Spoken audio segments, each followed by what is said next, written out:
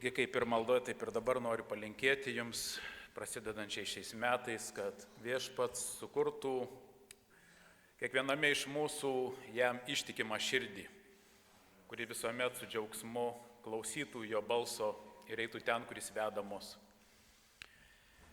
Prieš pradedant gilintis į Dievo žodį, noriu pranešti, kad rinkiminis komitetas baigė savo darbą ir šiandieną tie, kurie negavo elektroniniu paštu arba jo neturi, duosime atspausdintą ataskaitą, o kitą savaitę bus bendruomenės susirinkimas ir mes balsuosime dėl pateiktų tarnautojų. Kadangi mes turėsime balsuoti už šios naujus tarnautojus, kurie turės vadovauti skirtingoms veikloms, skirtingoms sferoms bažnyčios tarnystėje. Todėl prieš tai noriu pakalbėti apie bažnytinę organizaciją ir biblinę vadybą. Visuotinė Lietuvių enciklopedija vadybai suteikia tokį paaiškinimą. Vadyba, jis sako, kad tai yra 3 dalykai. Tai organizacijos, jos darbuotojų ir joje vykstančių procesų valdymas, siekiant įgyvendinti jos tikslus. Ir vadyba, sako, turi pagrindinius uždavinius. Didinti organizacijos veiklos efektyvumą, plėtoti ir tobulinti pačią organizaciją, tai yra kurti, diegti ir palaikyti veiksmingą jo struktūrą, integruoti visų organizacijos padalinių ir darbuotojų veiklą bendriems tikslams pasiekti. Ir taip pat vadyba turi pagrindinės funkcijas. Tai vadovavimas, planavimas, organizavimas, koordinavimas, kontrolė ir vertinimas. Na ir kitos papildomos funkcijos – duomenų analizės, prognozavimas, išteklių ieškojimas, turto priežiūra, darbuotojų motyvavimas bei bendravimo ir bendradarbiavimo skatinimas ir taip toliau. Turbūt sunku tie, kas nesusidūrė su to, apriepti visą tai, kas čia buvo pasakyta. Tai apibendrinant trumpai pasakysiu taip. Vadyba reikalinga ten, kur bendro tikslo siekia 2 ar daugiau žmonių. Kiekvienoje organizacijoje kažkas turi vadovauti, nukreipti ir koordinuoti žmonių pastangas. Be šito neįmanoma.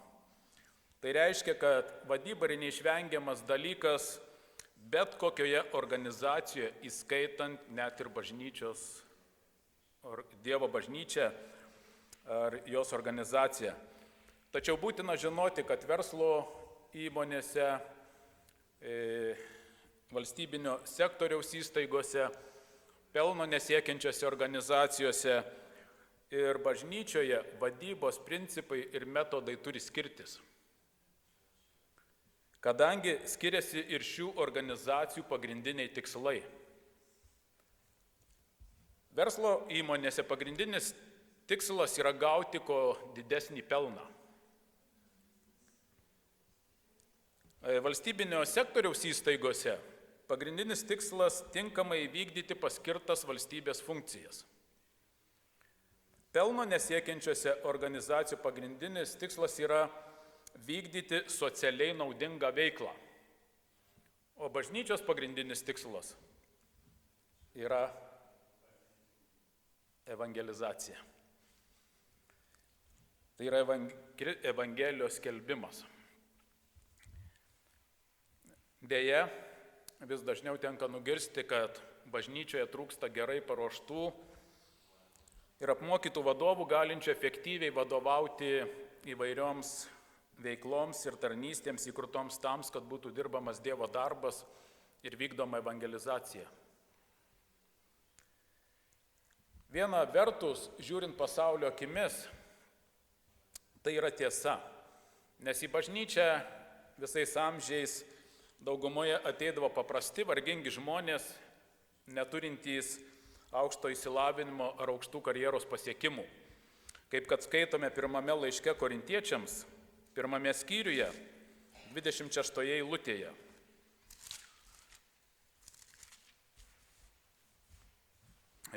Pirmas Korintiečiams, pirmas skyrius, 26 eilutė. Ir čia apaštalas sako: tik pažvelkite, broliai, į save, kokiegi jūs pašauktieji esate. Žmonių akimi žiūrint, nedaug tarp jūsų tėra išmintingų, nedaug galingų, nedaug kilmingų. Štai tokia yra Dievo bažnyčia. Tokia jos yra charakteristika. Tenka pripažinti ir apgailestauti, kad buvę ir esami vadovai bažnyčioje, turiuomenyje ne tik konferencijos administratorius ir pastorius, bet ir įvairių tarnysčių ir skyrių vadovus, dėl išsilavinimo ir žinių trūkumo ne visuomet išmintingai panaudojame mums bažnyčioje patikėtus žmogiškus, materialius ir finansinius resursus, išteklius. Turim tai pripažinti. Matyt, ne veltui Jėzus palyginime apie apsukrų prievaizdą yra pasakęs, kad šio pasaulio vaikai apsukresni tarp panašių į save negu šviesos vaikai.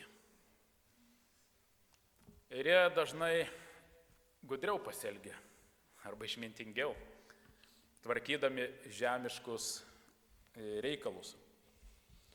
Kita vertus, raštas moko, kad kalbant apie vadybą bažnyčioje, šventosios dvasios vadovavimas per Dievo žodį žmogaus protui ir širdžiai yra svarbiau už įgytą formalų universitetinį aukštojo išsilavinimo vadybos diplomą. Nežiūrint, kokioje srityje tai bebūtų - gamybos, personalo, prekybos, rinkodaros, projektų, žinių, transporto, turizmo, inovacijos, kokybės, konfliktų ir taip toliau. Šiandien pasaulyje kiekviena sfera turi savo vadybą. Ir netgi jau yra naujas etatas psichologijos vadybininkai.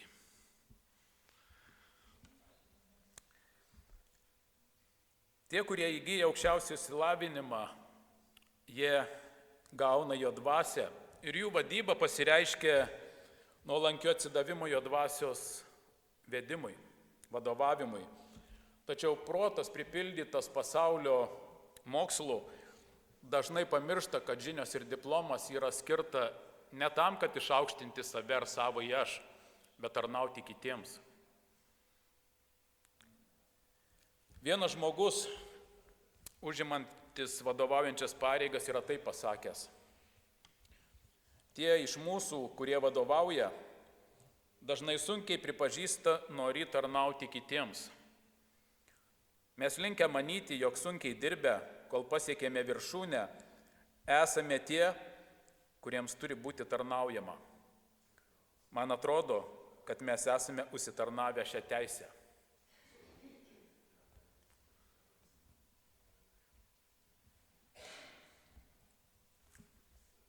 Biblijoje, Senajame testamente, yra puikus pavyzdys, kuris labai gerai iliustruoja tokios vadybos sampratą. Ir šis pavyzdys yra aprašytas 1 Karalių knygoje, 12 skyriuje. 1 Karalių knyga, 12 skyrius. Ir paskaitysime nuo 1 iki 16 eilutės.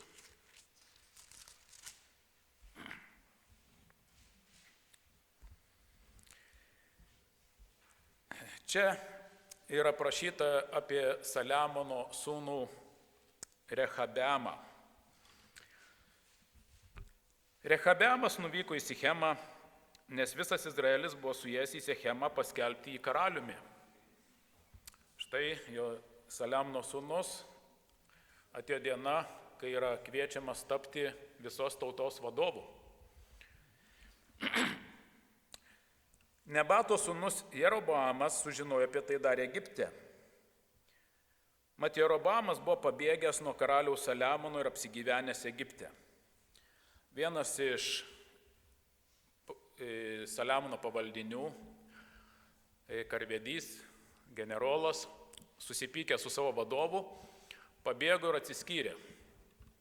Taigi dabar sužinojęs, kad Saliamono sūnus bus paskelbtas karaliumi, Jeroboamas atvyko su viltimi, kad galbūt pavyks rasti dialogą su Saliamono sūnumi, su būsimu nauju vadovu, įspręsti buvusius nesutarimus su jo tėvu ir vėl kartu tarnauti savo tautai.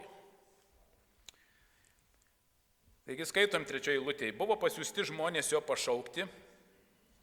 Jeroboamas ir visa Izraelio sueiga atėjo ir kalbėjo Rehabeamui. Tavo tėvas uždėjo mums sunkų jungą. Tad dabar palengvink savo tėvo kietą lažą ir jo uždėtą į sunkų jungą ir mes tau tarnausime. Kaip žinom, iš rašto Saliamonas statė Dievui šventyklą. Ir reikėjo daug įvairių medžiagų, todėl jis tautą apdėjo naujais mokesčiais. Ir kadangi tauta matė kilnų tikslą, daugelis sutiko, nesipriešino. Bet atėjo diena, kai šventykla buvo baigta, o mokesčiai nesumažėjo. Tokie patys ir liko. Ir vėliau, kada Saliamonas įgijo vis daugiau žmonų, reikėjo vis labiau aprūpinti jas, reikėjo statyti jau ne tik joms rūmus, bet ir pagal jų širdies pageidavimus naujas šventyklas, naujas alkas, stabams. Mokesčiai dar pakilo tautoje. Ir dėl to iškilo konfliktas, dėl ko Jeroboamas ir pabėgo. Taigi dabar atėjęs pas jo sūnų sako, klausyk, reikia šitą klausimą spręsti. Negali šitai tęstis. Rehabeamas atsakė jiems, eikite ir po 3 dienų sugrįžkite pas mane, man reikia laiko pagalvoti. Žmonėms nuėjus, karalius Rehabeamas tarėsi su seniūnais tarnavusiais jo tėvui Saliamonui, dar tam gyvam esant, sakydamas, kaip patarėte šiems žmonėms atsakyti? Jie kalbėjo jam tardami, jeigu šiandien būsi šios tautos tarnas ir jiems tarnausi, jeigu atsakysi jiems maloniai žodžiais, jie bus tavo tarnai amžinai. Jeigu jiems tarnausi, jie bus tavo tarnai amžinai. Štai ką patarė senos žilos galvos jaunam, nepatyrusiam būsimam karaliui. Rehabeamas seniūnų duoto patarimo nepaisė, nepatiko jiems. Jis čia atėjo ne tam, kad tarnauti.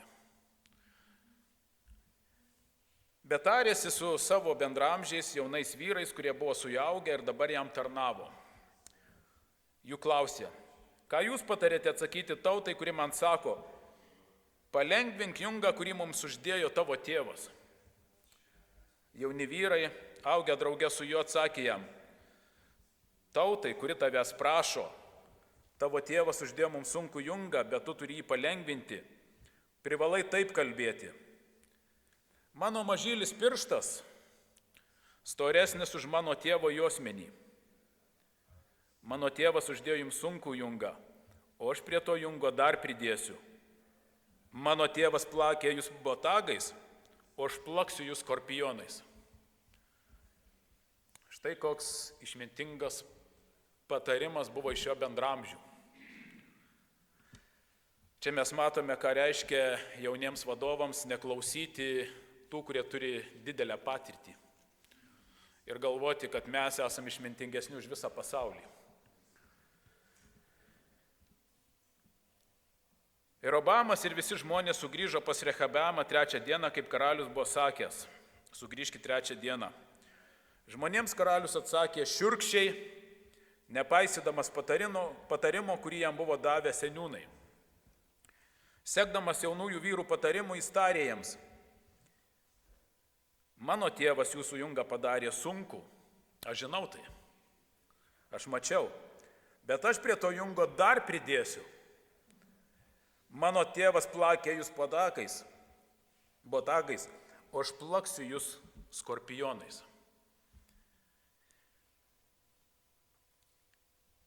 Pažvelgus į kai kurių žmonių elgesį su kitais žmonėmis, supranti, kaip stipriai jų karūna prispaudė jiems smegenis.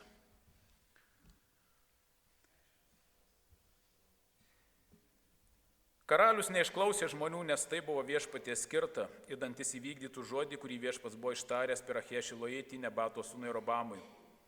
Kai visas Izraelis pamatė, kad karalius nenori išklausyti, žmonės karalių atsakydami tarė: Tad kokia mums dalis Dovyde? Nėra paveldo Jesės sūnuje.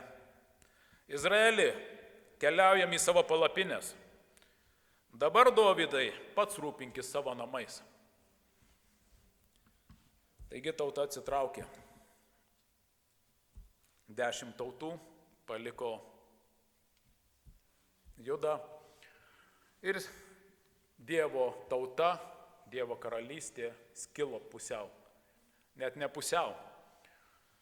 Pietuose liko 2 Judo tautos, vadinama Judėja, o šiaurėje 10 Izraelio tautų atsitraukė.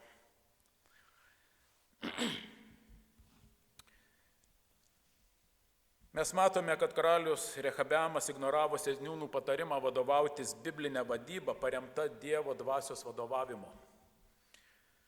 Ir priėmė savo bendramžių patarimą vadovautis pasaulietinę vadybą, išaukštinančią žmogiškąjį autoritetą. Kodėl Rehabeamas pasirinko tokį vadybos modelį? Todėl, kad jis nenorėjo tarnauti žmonėms, jis norėjo viešpatauti žmonėms. Norėjo jais manipuliuoti, norėjo juos kontroliuoti ir negailestingai eksploatuoti.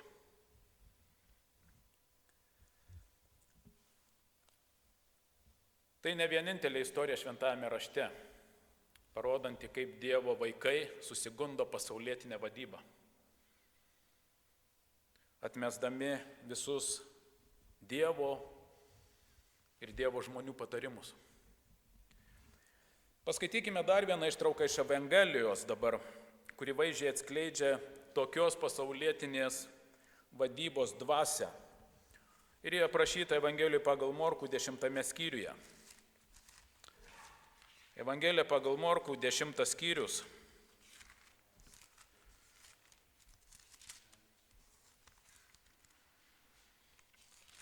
Nuo 35 iki 37 eilutės.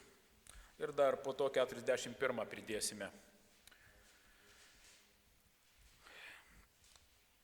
Skaitau nuo 35 eilutės. Čia prie Jėzaus prieina Zebediejaus sūnūs, Jokūbas ir Jonas ir kreipėsi: Mokytojau, mes norime, kad padarytum, ko prašytume. Jis atsakė: O ko norite, kad jums padaryčiau? Jie tarė: Duok mums sėdėti, vienam tavo šlovės dešinėje, kitam kairėje. Jėzus atsakė: Patys nežinote, ko prašote. Ar galite gerti taurę, kurią aš gersiu, ir būti pakrikštyti krikštu, kurio aš būsiu krikštijamas? Ar jūs suprantat, apie kokią šlovę kalbat? Mano šlovė tai kryžius. Ir jūs norite kartu kaboti ant kryžiaus, vienas dešinė, kitas kairėje? Jie sako: Galime, norime. Bet Jėzus jiems pasakė: Beje, taurę, kurią aš gersiu, jums irgi teks gerti. Ir krikštu, kuriuo aš būsiu pakrikštytas, jums irgi teks būti pakrikštytiems. Tačiau ne mano reikalas, ne mano darbas skirstyti vietas mano dešinėje ar kairėje. Ne dėl to aš atėjau. Tai bus tiems, kuriems paskirta atėjus metui. Visą šitą pokalbį nugirdo kiti 10 mokinių. Ir jie labai supyko ant Jokūbo ir Jono. kad jie iš vis išdrįso prašyti tokio dalyko pas Jėzų.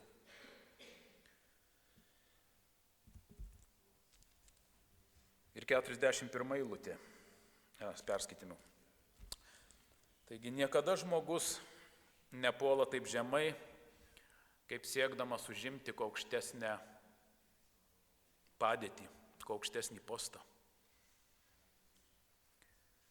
Deja, kartais, noriu pabrėžti, kad kartais, tai reiškia ne visada, nutinka taip, kad broliai ir seserys, užimantys vadovaujančias pareigas versle, valstybinėme sektoriuje ar pelno nesiekiančiose organizacijose, tampa vadovais bažnyčioje ir per daug nesusimastydami pradeda taikyti tą pačią vadybą bažnyčioje, kurią prieš tai taikė savo darbe. Tokiu būdu į Dievo bažnyčią pradeda skverbtis ir veržtis pasaulietinės vadybos filosofija ir jos principai, kurie dažnai būna paremti humanizmu bei materializmu. Ir yra visiškai priešingi biblinės vadybos dvasiai. Didžiausia pasaulietinėje Dievo dvasios neturinčioje vadyboje problema yra ta, kad joje autoritetas yra naudojamas kaip priemonė manipuliuoti žmonėmis, jais naudotis ir juos eksploatuoti bei kontroliuoti. Trumpai tariant, pasaulietinės vadybos filosofija moko autoritetą ir gali panaudoti tam, kad viešpatauti savo pavaldiniams. Šis požiūris, kuo toliau, to labiau plinta ir darosi vis populiaresnis. Dėl to šiuolaikinė pasaulietinė vadyba vis labiau tampa panaši ne į autoritetingą vadovavimą, bet į autoritarinę diktatūrą, kuri pavirsta mobingu. Štai ką apie tokią vadybą sako Jėzus nuo 42 eilutės iki 45. Pasišaukęs visus mokinius pas save, Jėzus prabilo jiems. Jūs žinote, kad tie, kurie laikomi tautų valdovais, ir čia yra užuomina apie ne tik karalius, bet ir šiandien apie prezidentus, apie ministrus pirmininkus ir ministrus, Seimą ir Seimo pirmininkus ir visus kitus vadovus, ir ne tik valstybinėme sektoriuje, bet ir versle. Jūs žinote, kad tie, kurie laikomi valdovais, engia tautas ir jų didžiūnai rodo joms savo galią. Štai kam jie naudoja savo autoritetą. Bet tarp jūsų taip nebus. Kas iš jūsų norėtų tapti didžiausias, te bus visų tarnas. Ir kas panorėtų būti pirmas tarp jūsų, sėdėti šlovės soste, te bus pirmiausia visų vergas. Juk ir žmogaus sūnus atėjo ne, kad jam tarnautų, bet pats tarnauti ir savo gyvybės atiduoti kaip išpirkos už daugelį.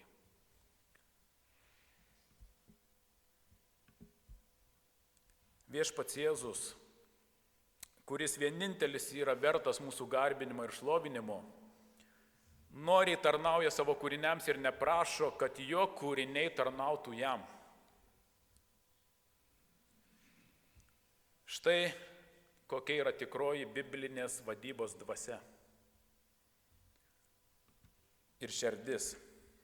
Lygiai taip pat krikščionis vadovas, žvelgdamas į savo viešpatį, turi mokytis tarnauti savo pavaldiniams, norėdamas padėti jiems pasiekti didžiausią efektyvumą jų pašaukime.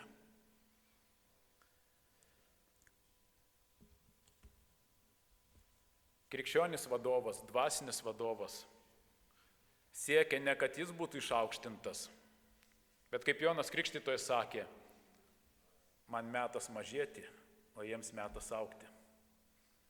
Štai tikroji biblinės vadybos dvasia. Anot Jėzaus, kuo aukščiau bažnyčios organizacijos žmogus kyla garbės laiptais, tuo daugiau jis turi tarnauti kitiems. Viską susumavus matome, kad biblinė vadyba tai Jėzaus pavyzdžių paremta vadyba. Kaip apie tai skaitome laiške Filipiečiams 2 skyriuje nuo 5 iki 8 eilutės. Filipiečiams 2 skyrius nuo 5 iki 8 eilutės. Būkite tokio nusistatymo kaip Kristus Jėzus. Jis, turėdamas Dievo pavidalą, nelaikė grobiu būti lygiam su Dievu. Kitaip tariant, jis nelaikė pergalę save išaukštinti kaip Dievą ir priminti nuolat žmonėms, kad jis yra Dievas. Nepamirškit to, su kuo turit reikalą. Ne, sako jis, būdamas pats Dievu,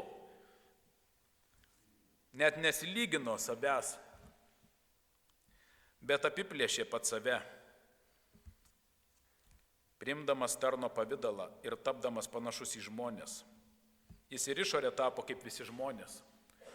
Kad geriau suprast, ką čia Paulius turi omenyje, galim įsivaizduoti karalių sėdintį savo šlovės soste, ant kurio galvos spindi aukso karūna, jį gaubia didelis apdaras karališkas, sostas visas žėri brangakmeniais. Šitas karalius atsistoja, nusiema karūną, nusimeta karališkus drabužius, apsirengia valkatos drabužiais ir išeina į miesto gatves. Ir stengiasi padėti kitiems žmonėms.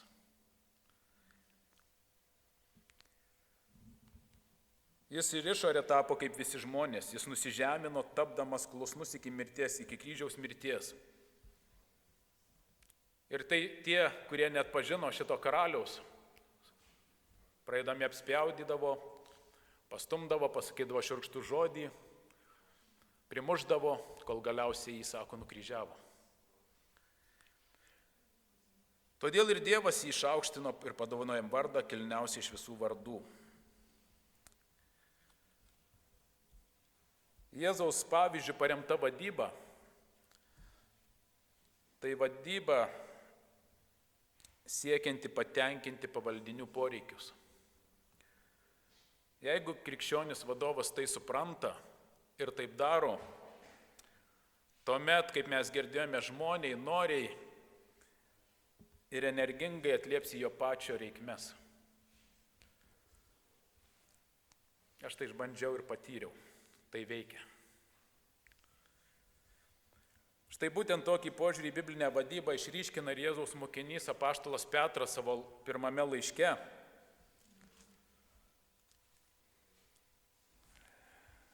Penktame skyriuje. 1 Petro laiškas, 5 skyrius, nuo 1 iki 5 eilutės.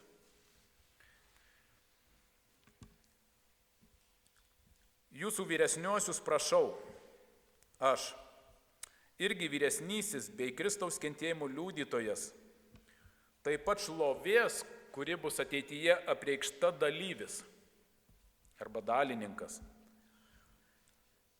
Taigi prašau, ganykite jums patikėtą Dievo kaimenę, ne iš prievartos, bet su noru, kaip Dievui patinka, ne dėl bjauraus pelno, bet gera valia.